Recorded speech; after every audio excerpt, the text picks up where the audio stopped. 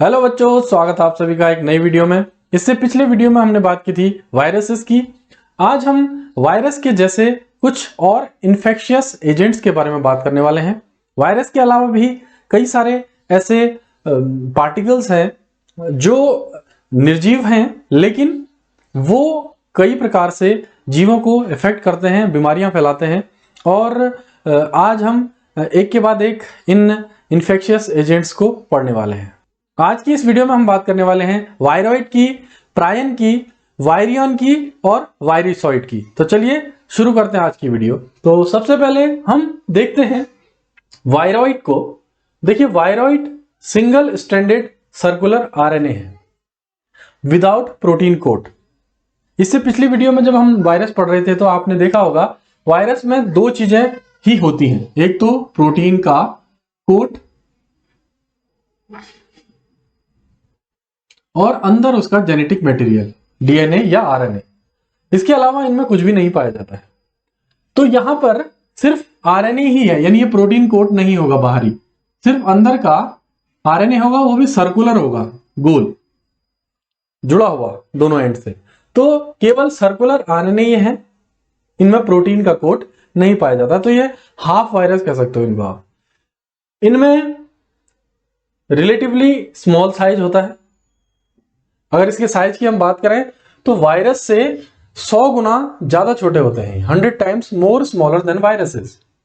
और ये अधिकतर प्लांट्स को ही इफेक्ट करते हैं, और जितने भी ये रोग पैदा करते हैं ये पौधों के रोग ही पैदा करते हैं।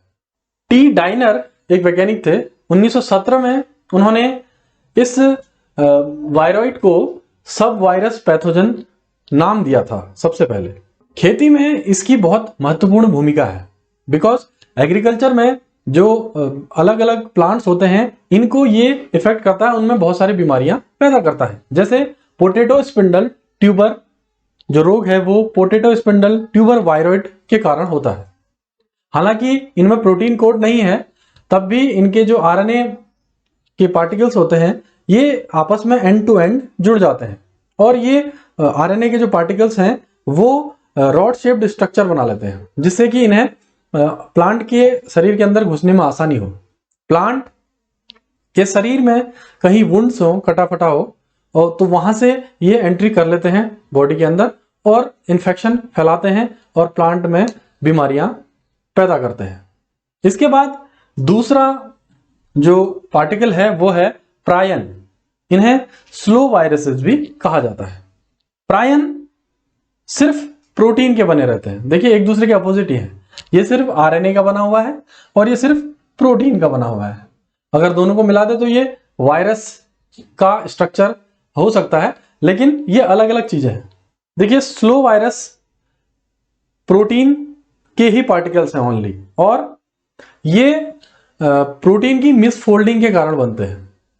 होता यह है कि जब सेल के अंदर राइबोसोम में प्रोटीन बनती हैं एमिनो एसिड्स के मिलने से, तो वो प्रोटीन्स अपने आप को कॉइल करना शुरू कर देती है, फोल्डिंग करना शुरू कर देती है, जिससे primary structure of protein, secondary structure of protein, tertiary structure, ऐसे ही इसमें फोल्डिंग होती है। और जब लास्ट में इसका मेन फोल्ड होने वाला होता है तब इसमें मिसफोल्डिंग हो गई या करप्टेड फोल्डिंग हो गई, तो इससे ये स्लो वायरसेस या प्रायंस बन जाते हैं और इनमें कोई जेनेटिक मटेरियल नहीं पाया जाता है। ये प्रोटीन पार्टिकल ही दूसरे जीवों में इन्फेक्शन पैदा कर लेते हैं। नॉर्मली अगर प्रोटीन पार्टिकल में मिसफोल्डिंग हो जाए या एबनॉर्मलिटी आ जाए तो क्या क्या हो सकता है?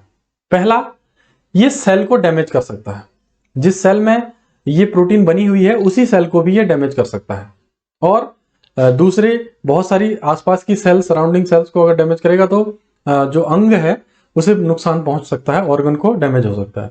दूसरा एक रोग है सिकल सेल एनीमिया, हिंदी में से कहते हैं हंसियाकार रक्त अल्पता, यानी इसमें ब्लड की जो हीमोग्लोबिन है उनमें जो अलग अलग प्रोटीन्स होती हैं उनमें एमिनो एसिड्स लगे रहते हैं, उनमें मिस अरेंजमेंट हो जाता है। जब प्रोटीन में मिस अरेंजमेंट होता है, एमिनो एसिड्स में मिस अरेंजमेंट होता है, तो जो हीमोग्लोबिन है वो सिकुड़ जाती है, और एक जो हंसिया होती है जिसे हम घास काटते हैं, आंसी कहते हैं हमारे गांव में से, तो उसके जैसा स्ट्रक्चर बन जाता है इस प्रकार से, ऐसा स्ट्रक्चर बन जाता है रेड ब्लड सेल का हीमोग्लोबिन के सिकुड़ने के कारण, और रक्त की कमी हो जाती है, ऑक्सीजन ट्रांसपोर्ट नहीं हो पाती है क्योंकि हीमोग्लोबिन ही ऑक्सीजन को बॉडी में ट्रांसपोर्ट करता है, और जिससे कि आदमी के शरीर में बहुत ज्यादा कमजोरी और एनीमिया हो जाता है, रक्त अल्पता। इसी को कहते हैं सिकल सेल एनीमिया। सिकल माना हंसिया यानी आंसी।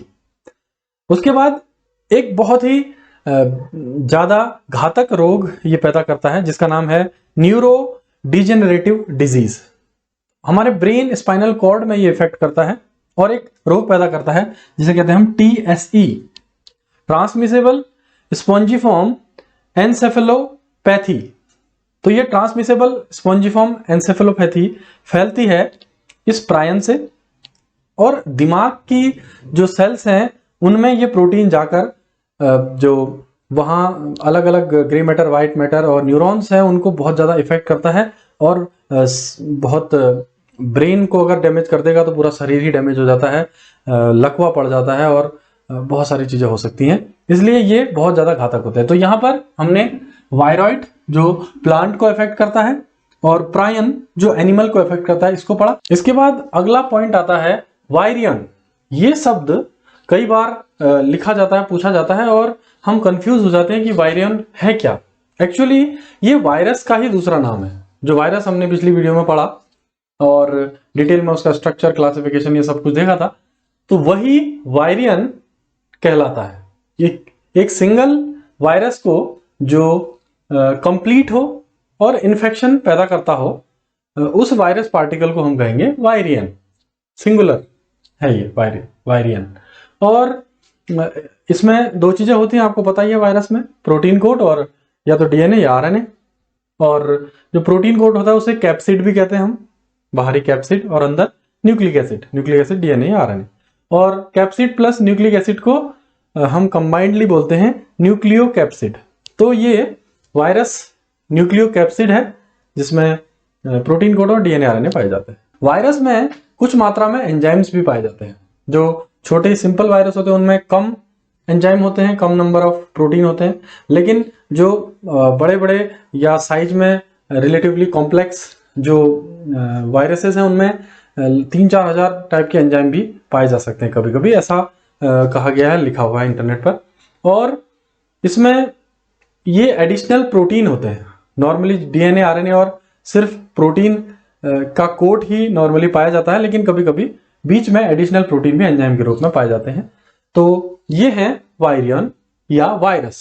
इसके बाद एक पॉइंट इसमें और आता है जो NCERT में पूछा जाता है, वायरुसॉइड। वायरुसॉइड सिंगल स्ट्रैंडेड RNA है, सिर्फ RNA के ही छोटे खंड, छोटे पार्टिकल्स ये हैं, और ये RNA सिंगल स्ट्रैंडेड होगा।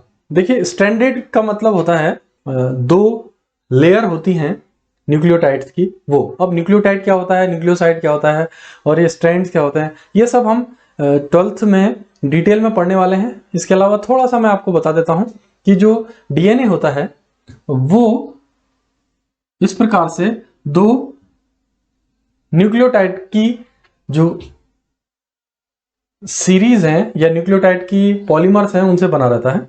दो स्ट्रैंड्स उसके होते हैं, यहां भी न्यूक्लियोटाइड क्लियर, यहां भी न्यूक्लियोटाइड क्लियर, और ये न्यूक्लियोटाइड बने रहते हैं शुगर, फॉस्फेट और नाइट्रोजनस बेस से, तीन चीजों से। और शुगर, फॉस्फेट, नाइट्रोजनस बेस मिल मिलके न्यूक्लियोसाइड और टाइड बनाते हैं, और ये DNA और RNA की चेन बनाते हैं। अगर दो स्ट्रैंड हो तो उसे डबल स्ट्रैंडेड कहेंगे, और एक ही स्ट्रैंड हो तो उसे सिंगल स्ट्रैंड कहेंगे। तो जब RNA वायरसॉइड में जो पाए जाते हैं वो सिंगल स्ट्रैंडेड होते हैं। एक्चुअली ये जो वायरसॉइड हैं प्रोटीन कोट के अंदर पाए जाते हैं वायरस के, और ये लाइनियर होते हैं, सीधी रेखा वाले, और सर्कुलर होते हैं, गोल भी होते हैं। नॉन इन्फेक्शियस है, ये कोई हानि नहीं पहुंचाते हैं, सीधे साधे वायरसॉइड हैं, ज्यादा दिक्कत नहीं करते हैं किसी के लिए। और ये वायरस के सेल के अंदर ही, यानी होस्ट वायरस है उसका जिसमें वो रहता है, तो वहीं रेप्लिकेट भी होते हैं, अपनी कॉपीज बनाते रहते हैं, और वायरसॉइड वायरस के अंदर ही पाए जाते हैं। तो ये है वायरियन और वायरोसाइट। तो आज की इस वीडियो में हमने 4 ऐसे इन्फेक्शियस एजेंट और नॉन इन्फेक्शियस एजेंट्स के बारे में पढ़ा जो वायरस से ही मिलते जुलते हैं या उनके शरीर के अंदर रहते हैं, जिनमें हमने वायरॉइड, प्रायन और वायरियन और वायरोसाइट के बारे में पढ़ा। और जो भी क्वेश्चन आपके अगर इनके बारे में हो तो आप कमेंट बॉक्स पर लिख सकते हैं, मैं उसको रिप्लाई करने की कोशिश करूंगा। तो ये थी आज की वीडियो, कैसी लगी बताइएगा कमेंट बॉक्स में लिखकर। फिर मिलते हैं केमिस्ट्री और बायोलॉजी की जो सभी टॉपिक्स की वीडियोस हैं हम इस चैनल पर अपलोड कर रहे हैं। तो फिर मिलते हैं, bye bye, take care, stay safe.